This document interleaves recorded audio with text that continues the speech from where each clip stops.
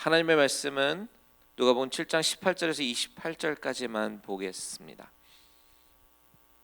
제가 가진 성경책은 신약성경 101페이지가 있는데 다 찾으셨으면 다 같이 자리에서 일어나셔서 저와 여러분 한 절씩 교독하도록 하겠습니다. 제가 먼저 읽겠습니다. 요한의 제자들이 이 모든 일을 그에게 알리니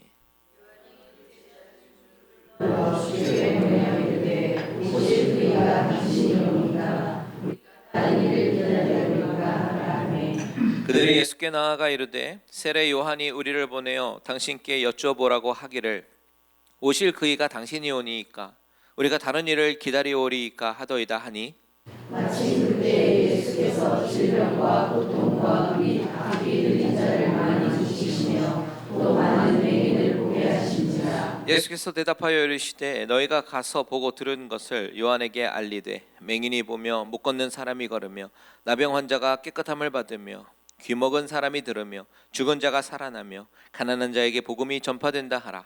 누구든지 나로 말미암아 실족하지 아니하는 자는 복이 있도다 하시니라. 요한이 보낸 자가 떠난 후에 예수께서 무리에게 요한에 대하여 말씀하시되 너희가 무엇을 보려고 광야에 나갔더냐 바람에 흔들리는 갈대냐 너희가 무엇을 보려고 나갔더냐 부드러운 옷 입은 사람이냐 보라 화려한 옷을 입고 사치하게 지내는 자는 왕궁에 있느니라. 그러면 너희가 무엇을 보려고 나갔더냐 선지자냐 옳다 내가 너희에게 이르노니 선지자보다도 훌륭한 자니라.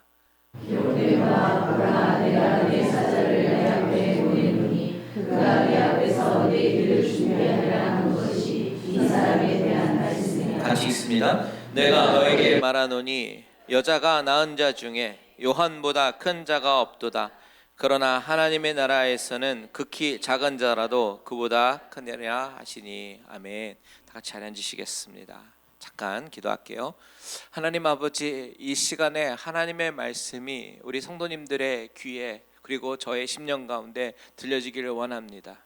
하나님께서 말씀하여 주시고 하나님께서 이 말씀을 통해서 하시고자 하시는 말씀과 위로가 우리에게 충만히 경험되는 귀한 시간 되게 하여 주시옵소서. 감사드리며 예수님의 이름으로 기도합니다. 아멘. 아멘. 우리가 이제 요한복음 7장을 보고 있는데요. 요한복음 7장에는 크게 네 가지의 스토리가 나옵니다.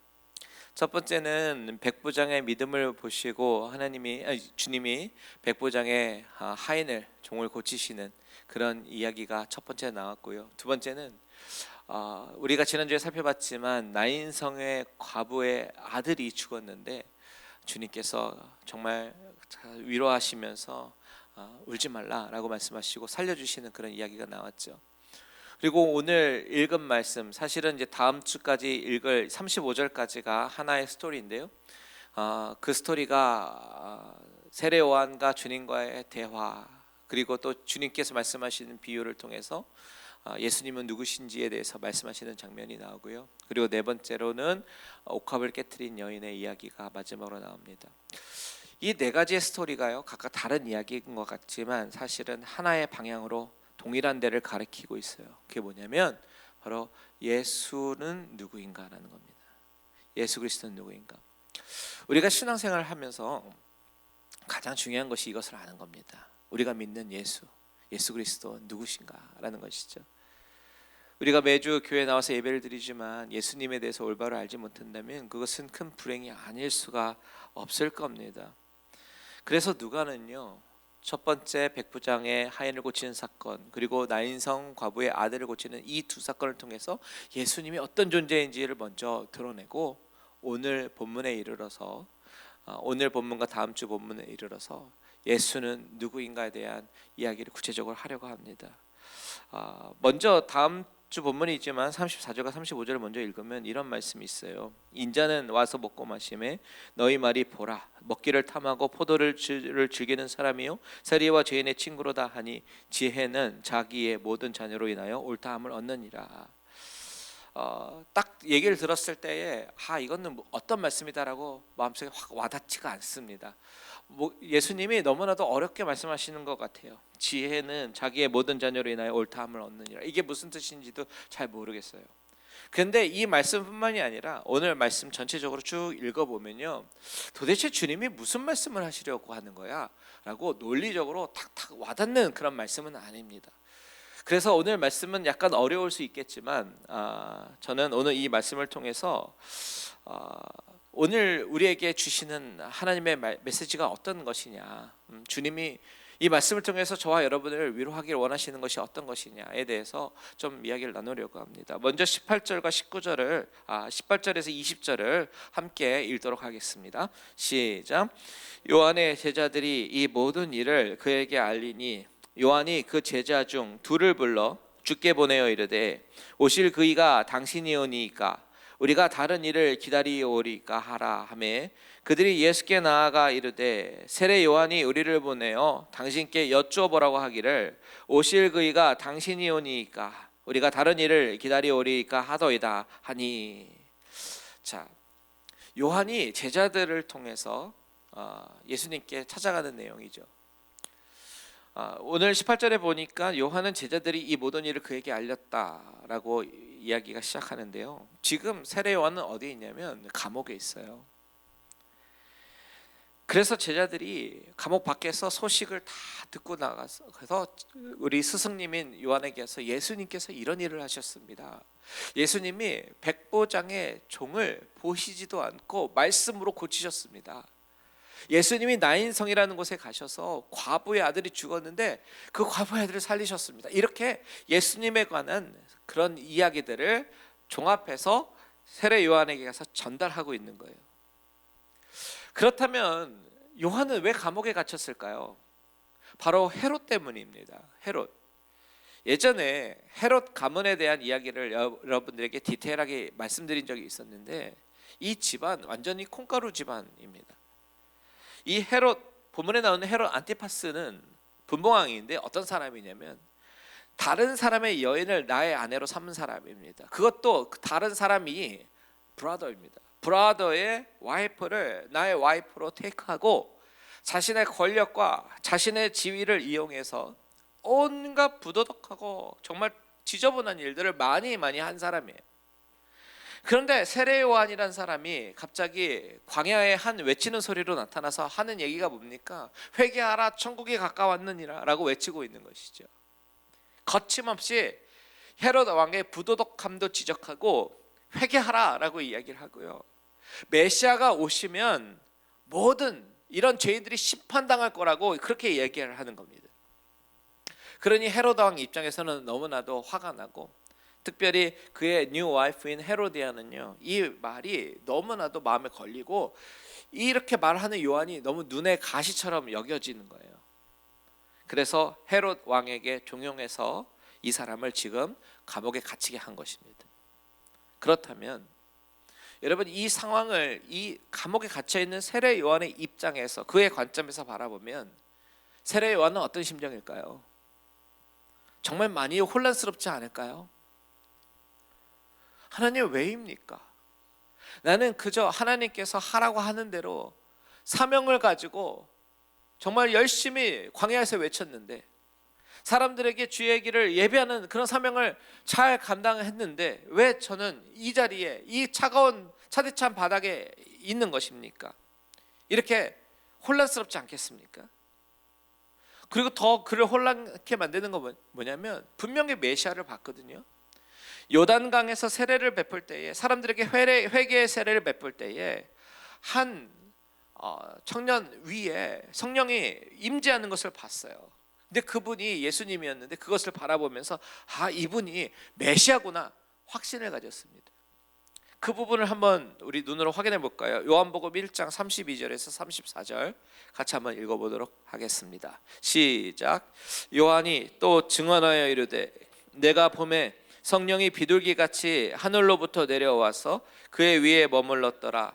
나도 그를 알지 못하였으나 나를 보내어 물로 세례를 베풀라 하신 그 이가 나에게 말씀하시되 성령이 내려서 누구 위에든지 머무는 것을 보거든 그가 곧 성령으로 세례를 베푸는 이인 줄 알라 하셨기에 내가 보고 그가 하나님의 아들이심을 증언하였노라 하니라.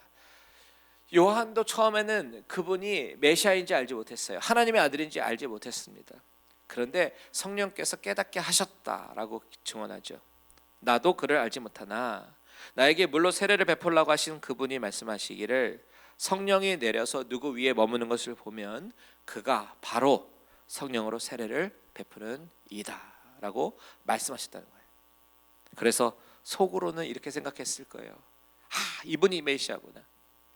드디어 기다리던 메시아가 오셨다. 이제는 됐다.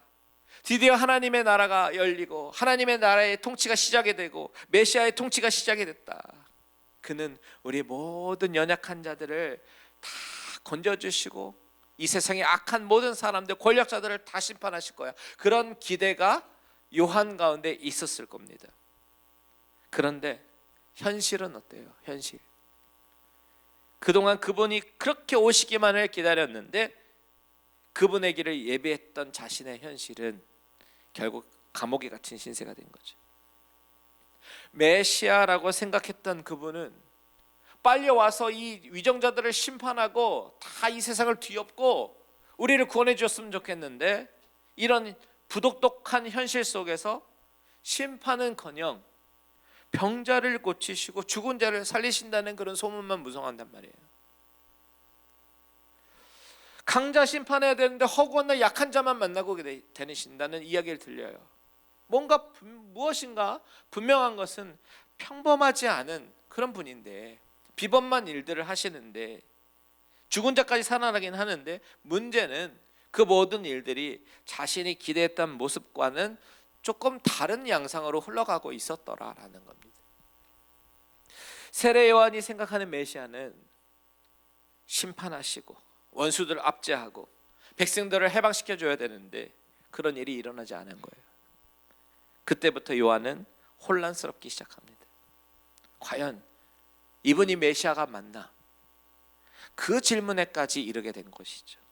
그래서 본인은 직접 감옥에 있어서 가지는 못하겠지만 제자들을 통해서 꼭 질문하고 싶었던 질문을 하는 겁니다. 그 질문이 뭐예요?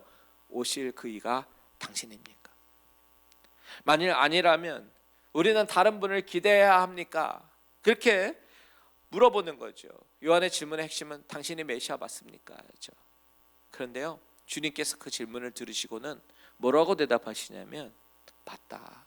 내가 그 이가 맞다라고 대답을 하셔요. 그런데 그 대답하시는 것이 바로 22절이죠. 22절 같이 한번 읽겠습니다. 시작. 예수께서 대답하여 이르시되 너희가 가서 보고 들은 것을 요한에게 알리되 맹인이 보며 못 걷는 사람이 걸으며 나병 환자가 깨끗함을 받으며 귀먹은 사람이 들으며 죽은 자가 살아나며 가난한 자에게 복음이 전파된다 하라. 여러분 이 말씀 많이 익숙하시죠? 우리가 누가복음 4장에서 예수님께서 공생이 시작하실 때 주님은 본인이 자랐던 동네였던 나사렛에 가장 먼저 가셨고 회당에서 들어가시자마자 두루마기를 택해서 읽으셨는데 그 본문이 바로 이 본문입니다. 이사야 말씀이시죠. 그 말씀을 읽으면서 주님은 내가 바로 그 메시아다. 구약에서부터 이사야 선지자가 예언했던 그 메시아가 바로 나다라는 것을 선포하시는 장면입니다. 그때 이 글을 읽으시면서 이 글이 오늘 너희의 귀에 응하였느니라 라고 이야기하시죠. 그런데 같은 대답을 오늘 요한의 제자들에게 하시는 거예요. 그러면서 주님은 요한을, 시리에 빠져있는 요한을 위로하십니다. 내가 그다. 그러니 너는 실족하지 말아라. 자, 23절 같이 있습니다. 23절 시작. 누구든지 나로 말미암아 실족하지 아니하는 자는 복이 있도다 하시니라. 나로 말미암아 실족하지 아니하는 자는 복이 있도다. 이 말은 요한이 그동안 감옥에서 도대체 어떻게 된 것이야, 실망과 한숨과 그리고 낭망하여 실족하여 있었는데 그런 요한을 아시고 실족하지 말아라, 내가 그다라고 확인시켜 주시는 그런 말씀입니다. 그런데 여러분 이 말씀을 보면서 우리도 이런 요한처럼 신앙생활을 할 때에 우리의 기대와 어긋나는 그런 현실을 발견하곤 하죠. 이 어지럽고 혼란스러운 이 시대 가운데 우리가 믿음이라는 것을 가지고 신앙생활이라는 것을 하게 되는데요, 애를 쓰는데 그러면 우리의 익스펙테이션이 뭐냐면, 기대가 뭐냐면, 그러면 at least 이런 불행은 없어야 되지 않나, 이런 아픔은 없어야 되지 않나 하는 기대가 우리 가운데 있습니다. 우리가 하나님의 자녀라고 하고 예수님 믿으면 뭐든지 다 잘 될 줄 알았는데 현실은 그렇지 않다는 것이죠. 요한처럼 이 세상에서 하는 일 다 잘 되고 승승장구하고 만사형통하고 이런 것까지는 바라지는 않는다고 하더라도 최소한 내 현실이 이렇게까지는 비참하지 않아야 되는 거 아닙니까? 그런 기대가 우리 마음속에 있다는 것이죠. 예수를 주라고 고백하고 예수 그리스도가 나의 하나님이라고 고백하는 우리의 현실 가운데 하나님, 최소한은 이런 현실, 이것보다 나은 현실을 나에게 주셔야 되는 거 아닙니까? 라고 생각을 하는데 실제로는 그렇지 않다라는 거예요. 이것이 바로 오늘 본문의 세례 요한과 같은 저와 여러분의 현실이고 바로 저와 여러분의 질문이기도 한 것입니다. 왜 이렇게 아프고 어려운 일이 하나님을 믿고 따르는 사람들 가운데 일어납니까? 도대체 왜 그러십니까? 하나님, 나에게 왜 그러십니까? 하나님 정말 계시기는 한 겁니까? 이런 질문이 절로 나오는 상황. 그런데 주님은 그런 우리에게 뭐라고 말씀하시냐? 오늘 이 본문 말씀을 통해서 말씀하시는 거예요. 사랑하는 아들아, 사랑하는 딸아, 실족하지 말아라. 이렇게 말씀하시는 거지. 23절 다시 한번 읽습니다. 시작. 누구든지 나로 말미암아 실족하지 아니하는 자는 복이 있도다. 내가 그다. 내가 그 메시아다. 내가 그니까 실족하지 말아라. 그러면서 주님께서는 위로하시는데 말로만 하시지 않고 눈으로 직접 보여주시죠. 메시아인 증거를. 21절 보시면 마침 그때에 예수께서 질병과 고통과 및 악귀 들린 자를 많이 고치시며 또 많은 맹인을 보게 하신지라. 마침이라고 얘기하는데 그 제자들이 나왔을 때 그때 마침 질병과 고통과 악귀 들린 자들 많이 고치시며, 많이라고 얘기합니다. 또 많은 맹인을 보게 하신지라. 우연인 것 같으나 우연이 아닌 모든 것이 하나님의 섭리 가운데 많은 사람들이 고침받는 그런 장면을 직접 눈으로 목격하게 하시면서 이것이 바로 이사야가 예언한 사건이다. 지금 예언이 이루어지고 있지 않니? 라고 말씀하시면서 보여주시는 거예요. 그러면서 위로하시는 겁니다. 그런데 여러분, 이 위로는 주님이 지금 세례 요한의 제자를 통해서 세례 요한을 위로하시는 것이기도 하지만 오늘 이 말씀을 통해서 오늘 저와 여러분에게 위로하시는 것입니다. 우리가 바라는 대로, 우리가 기대하는 대로 이 세상에 돌아가지 않는다고 하더라도 주님은 여전히 항상 그 자리에서 언제나 그랬던 것처럼 저와 여러분을 사랑하시고 존귀하게 여기신다라는 사실이에요.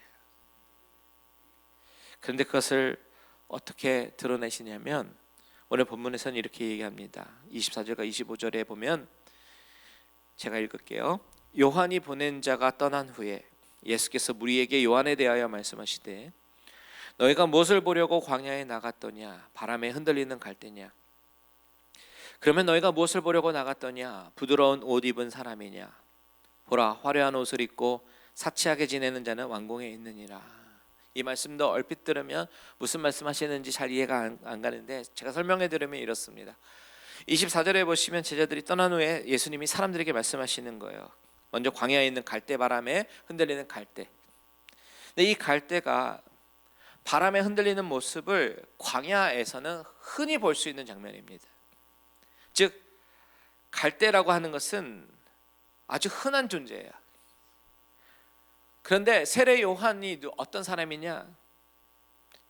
광야에서 보이는 흔한 갈대, 그런 흔한 존재가 아니다라는 것을 주님이 말씀하시는 거예요.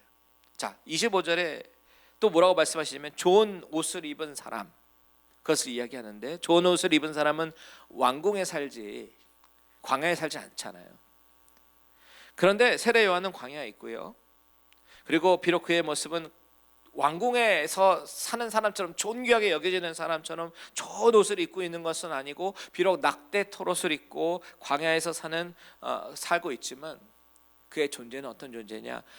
광야에서 흔히 보는 갈대아 같은 존재도 아니고, 그리고 초라한 존재일지는 모르지만, 존재처럼 보일지는 모르겠지만, 하나님의 나라의 관점에서 바라보았을 때는 궁전에서 사는 사람보다 더 존귀하고 귀중한 그런 훌륭한 존재다라는 그것을 말씀하고 있는 겁니다. 이것이 예수님의 평가라는 거예요.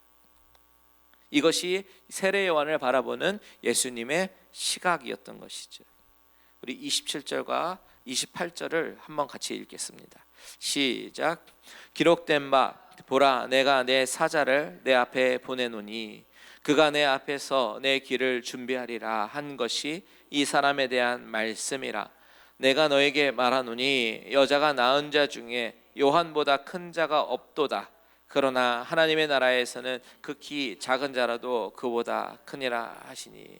자, 예수님께서 세례 요한에 대해서 칭찬하시는 장면인데, 정말 예수님이 하셨던 칭찬 중에 거의 최상급의 칭찬이 나오죠. 그건 뭐냐면 여자가 낳은 자 중에 요한보다 큰 자가 없다, 이렇게 칭찬하십니다.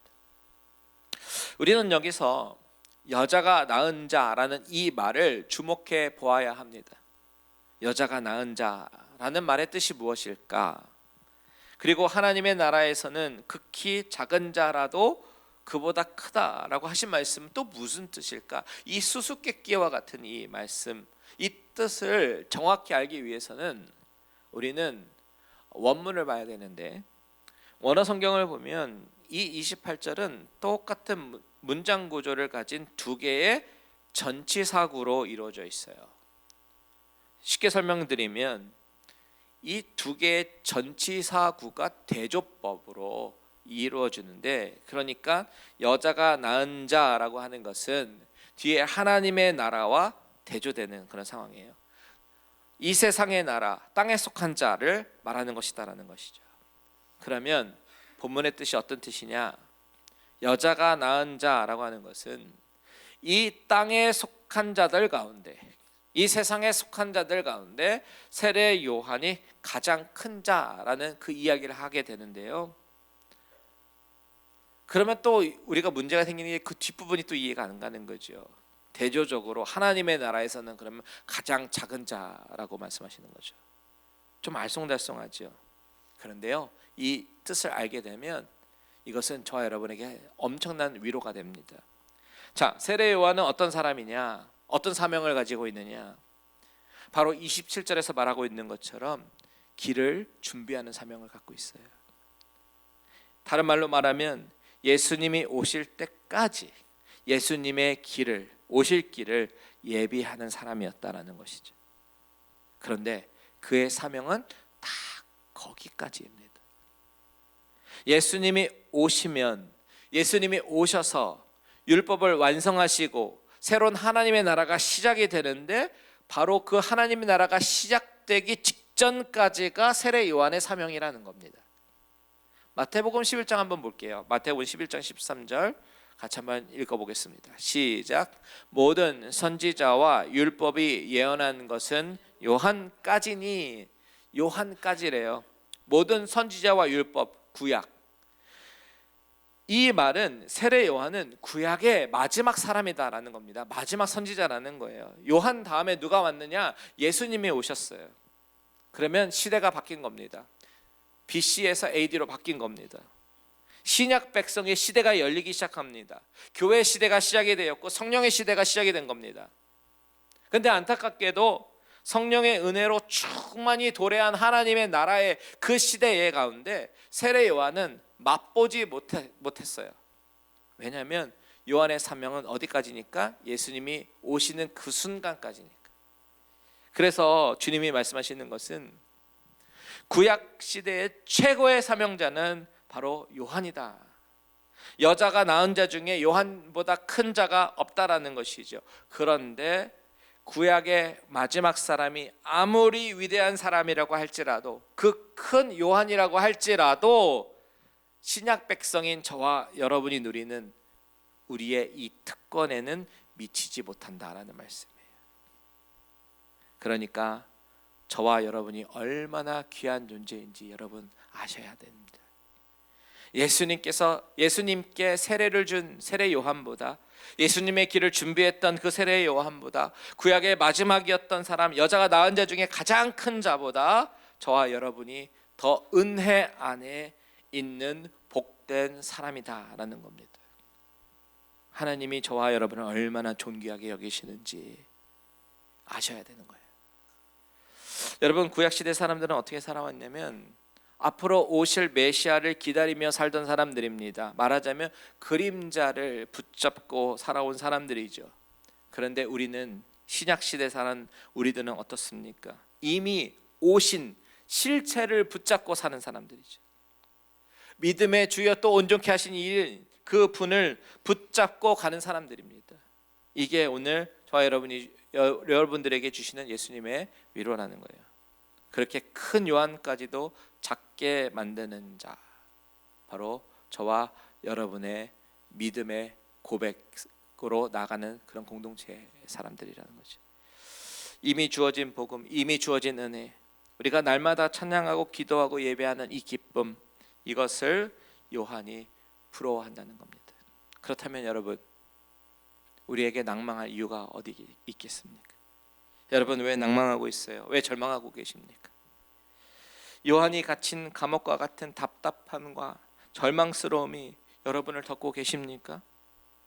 그렇다면 이것을 기억하세요. 주님은 오늘 이 말씀을 통해서 저와 여러분들에게 위로하기 원하시는데, 너는 나의 가장 존귀한 자다라고 말씀하십니다.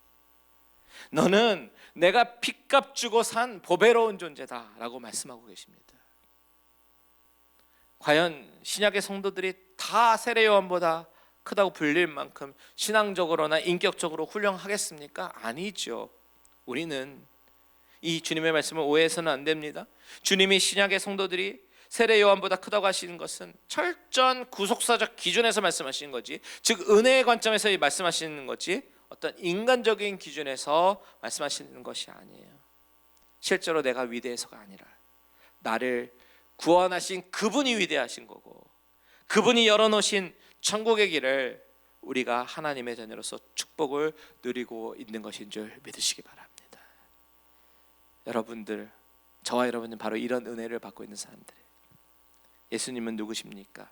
메시아는 누구십니까? 오늘 본문에서 말하고 있는 핵심 질문, 이렇게 내가 내 자신을 바라볼 때, 인격적으로 바라볼 때 죄성이 충만한 그런 사람이지만, 이런 말도 안 되는 죄인에게 감당할 수 없는 은혜를 주시는 분이시다라는 사실을 믿음으로 고백하는 저와 여러분들 되시기를 축복합니다. 이 말씀으로 어쩌면 오늘도 살아갈 힘이 없겠지만 주님의 말씀으로 힘을 얻고 일어나시고 오늘도 우리에게 주어진 사명의 길 잘 감당하는 저와 여러분들 되시기를 주님의 이름으로 축원드립니다. 아멘.